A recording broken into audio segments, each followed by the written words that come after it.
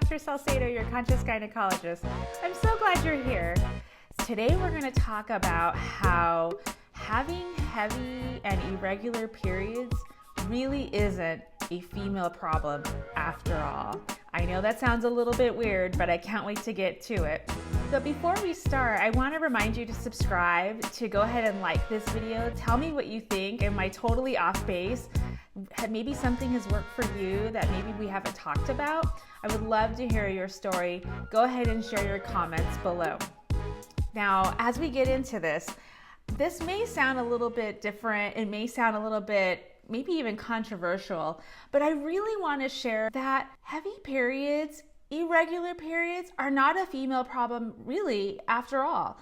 What we know is that, of course, women have a uterus and they will have a monthly period because of their womanhood and their biology and their structure. But so many women come and see me usually sent from their primary care doctor or on their own free will to ask me to check their hormone levels. And a lot of the hormone levels that they're looking for are follicle stimulating hormone, luteinizing hormone, estrogen, maybe they're feeling more estrogen dominant, progesterone depleted. They have all these questions. And then oftentimes we do check their hormone levels and they're totally normal. And a lot of women feel very frustrated and they feel really upset and even a little demoralized about what might be happening.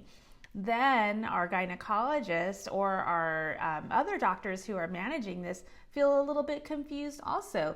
They wonder, well, then what the heck is going on with these patients? Oftentimes they'll order a pelvic ultrasound. Sometimes the ultrasound is normal. A large majority of the time it is.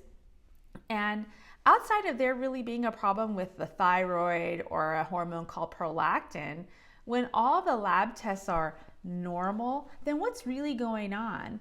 Well, just like so many things in this metabolic health field, many times our gynecologists, many times our doctors are not adding insulin levels. And insulin levels are really the biggest reason why women turn into having gynecologic disorders as a whole. Now, what happens is that when insulin levels rise, that's kind of like our steroid hormone that tells our body, hey, we're under a stressor. It might not be a good time to have a baby. And I know that sounds weird to kind of distill it to something so simple, but by and large, our biology as women, if reproductive age, are evolutionarily created to have babies. And so anything that will affect our ability to conceive, because there's such a large reproductive and nutritional investment in order to carry a baby, and then also the time it takes to look after a child afterwards, it's huge. So your body has these innate sensors to notice what's going on in the world around them and protect a woman to prevent them from having a baby at a time that's not right. So one of the hormone levels that actually will demonstrate this is insulin. And a lot of times people look at insulin as something that they inject when they become really bad diabetics, but it's actually a sensor, something for our body to have a constant regulation, and it affects our brain hormones, it affects our ovaries, and it will actually shut down ovulation so that we don't have a baby during a time that's not right. Now, when the insulin levels rise, then of course our menstrual cycle will be a little bit irregular. And a lot of times we know this inherently as women. We know that if we're going through a stressful time, maybe we're going through final examinations, maybe there was a death in the family, maybe there's some social stuff going on that will really change our insulin levels, and we actually will notice that our periods will be skipped. And a lot of women know and understand this. Maybe they don't understand the biology exactly, but they can accept that this happens from time to time.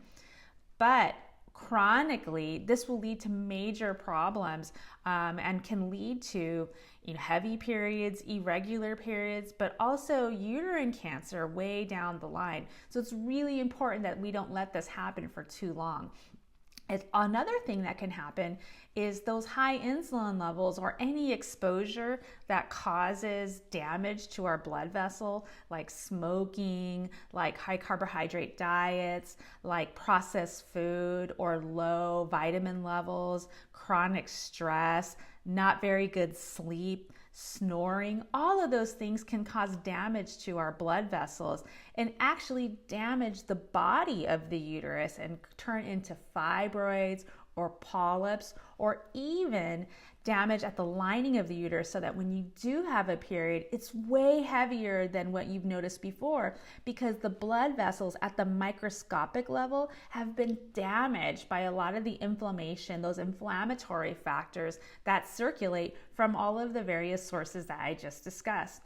So it's really important for us to understand that when inflammatory markers are elevated, when insulin levels are elevated, they're actually a sign of impending cardiovascular disease.